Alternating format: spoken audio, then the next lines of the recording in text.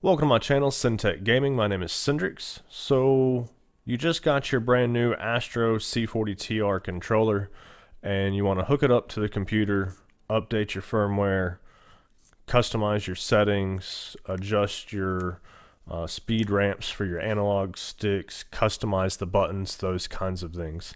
Well, that's what we're going to be looking at in this video, so stay tuned. Quick introduction, my name is Cindrix. I operate the channel here on YouTube, SynTech Gaming. Don't forget to hit the like button if this content was useful for you and you enjoyed the video. Subscribe to the channel if you want to see more videos in the future, and also I do my video game streaming over at facebook.com/SynTech Gaming, so make sure you check me out over there as well. Alright, so first thing first, the first thing you want to do is get the Astro software downloaded onto your computer. It's real simple to find. I did a Google search for Astro C40 TR Command Center. It was the second link that came up. Click on that, download to PC. Pretty quick download, only 35.5 megabytes. We're going to go ahead and open that up and get it installed. I'm having to look a little sideways so I can see around all these cameras. Yes, install. The setup must update files or services that cannot be updated while the system is running. If you choose to continue, a reboot will be required to complete the setup.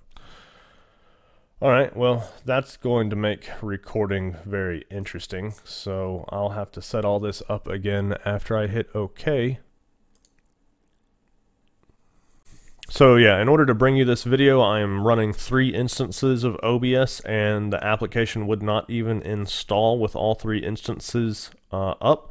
So I had to stop all the recordings, shut down all the OBSs, and finalize installing the program, and then restart my computer. So we're back now, and let's get this going. So we've got our Astro C40 TR configurator software. We will open it up, and it tells us to plug in the controller.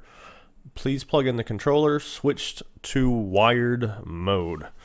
So I'm going to go ahead and take my USB and micro USB, and I don't have a video of me plugging in a USB into my computer. Hopefully you've got that figured out. We will then take our micro USB part and plug it into our Astro controller. Voila. And then we want to ensure that we have switched it over to wired mode. When you switch it over to wired mode and it's connected, the orange LED light will be on.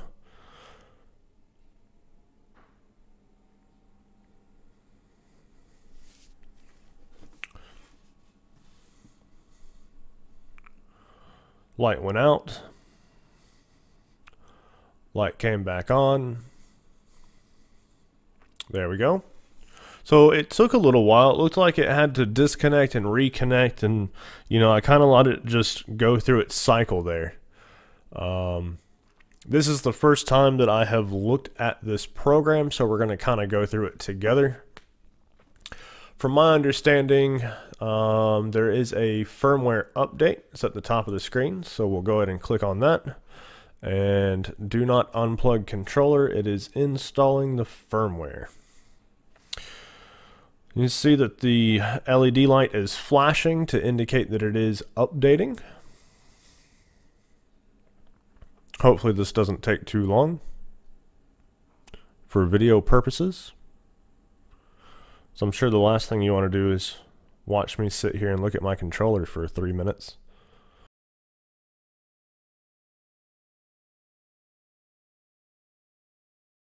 So it says that it's done updating, and now it's checking the controller. Firmware has been updated. Your controller is ready for use. So we're going to click done. So I'm going to go ahead and unplug this. Orange light went out. I'm going to go ahead and take our USB dongle and plug it into my PC. Alright, so I just plugged in the wireless adapter and it looks like we can check for an update.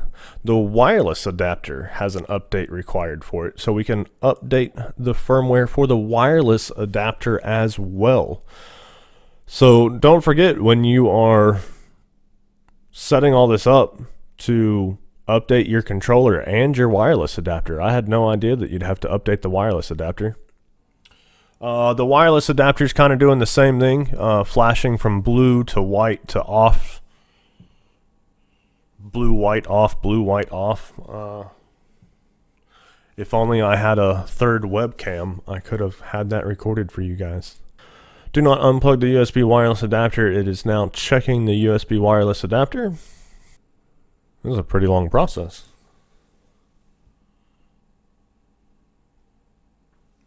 It's still just flashing blue to white, blue to white. Alright, there we go. Firmware has been updated. Your USB wireless adapter is ready for use. Done. Alright, so let's go ahead and get our controller plugged back in.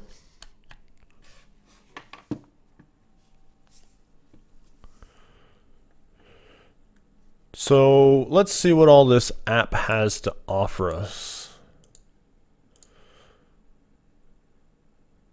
Software, auto update, looks pretty basic. Profile, let's see if it swaps. Oh yeah, no button mapping on under left or under right. Default, O mapped to under left and X mapped to under right. So default settings from the factory, like we discussed in the other video, profile 1 has X and O mapped to the under left and under right respectively, and then if you switch over to profile 2, the bottom buttons under left and under right won't do anything, as they have no map whatsoever. So let's switch over to profile 1 and let's take a look at what all options we have in here. So you can adjust your analog stick sensitivity, left stick sensitivity and right stick sensitivity, so you can adjust them individually. It's also shows you what your analog sticks are currently doing, which is pretty cool.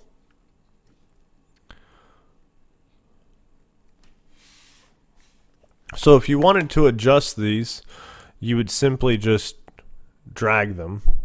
You can make it where it has more of a dead zone. So I'd have to move my analog stick pretty far. Oh, you can actually turn this down. Wow. That's pretty crazy. No movement at all until you get to the very edge. So the white circle is where your analog stick is positioned, and the red is showing you the movement that is occurring. Okay, so if you wanted to make your analog sticks more sensitive, where you don't have to move them as far to get 100% movement out of them, you'd simply pull these dots up. You can make it, this would be the most sensitive you could make it. And you can see right here that even without touching it, it's registering that the analog stick is moving slightly to the right there, where it doesn't perfectly recenter at the highest sensitivity possible. Real easy to fix though. You can bring your slider back down and you can watch it as it's moving there. So right there, about 38%. I can sit here and test it by moving the analog stick, and you see the red circle is returning to center every time. So that tells me that whenever I let go of the analog stick, it's going to return to center, to that dead zone. Now, The white circle shows where I've moved the analog stick to, and the red circle indicates 100% movement once it's all the way out to that gray circle edge. So I'm only moving the analog stick that far to get 100% movement, when 100% movement is all the way over there. So pretty cool that you can turn up the sensitivity that much just on the analog stick, and you can kind of map it however you want to. You can customize each of these analog sticks individually, left and right. Looking at our triggers, we've got the same type of options. So let's see how this changes when we enable the trigger stop. Interesting that it doesn't show that it's going to 100%.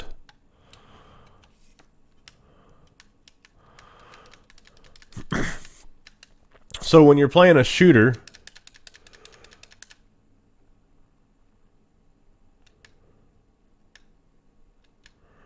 and you can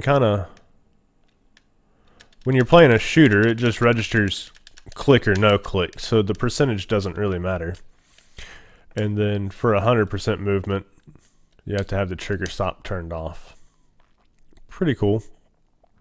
The trigger stops, you can force by them some. So, kind of interesting to see that. We have an audio option.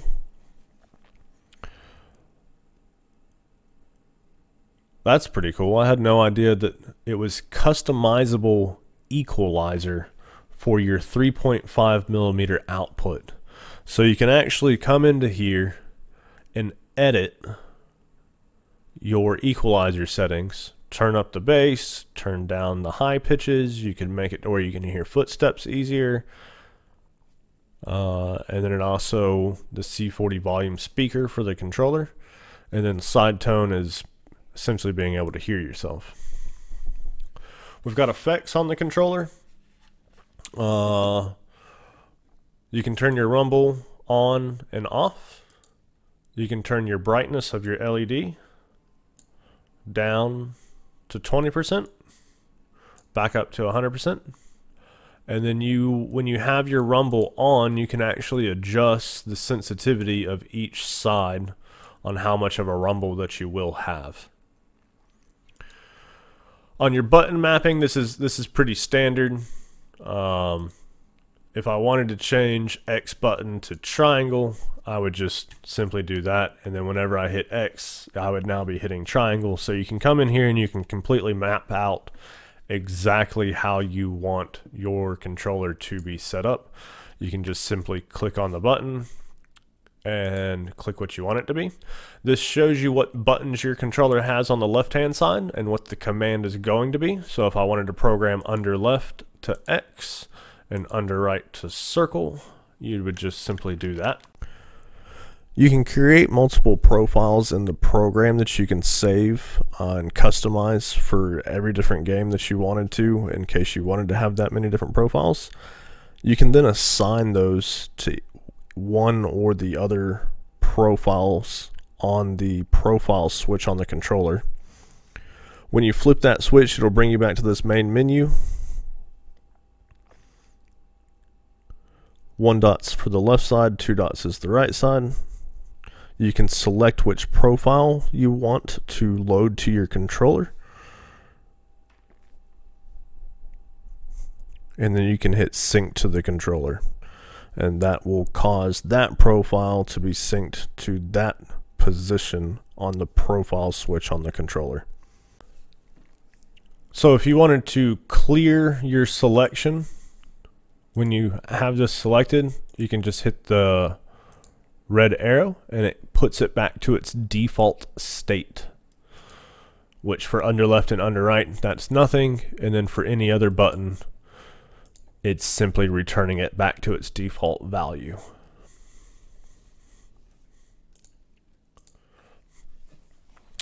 I hope this video has helped some of you out with setting up your controller and getting it mapped the way that you want. If you have any questions or comments, leave them below and I'll be more than happy to answer them for you.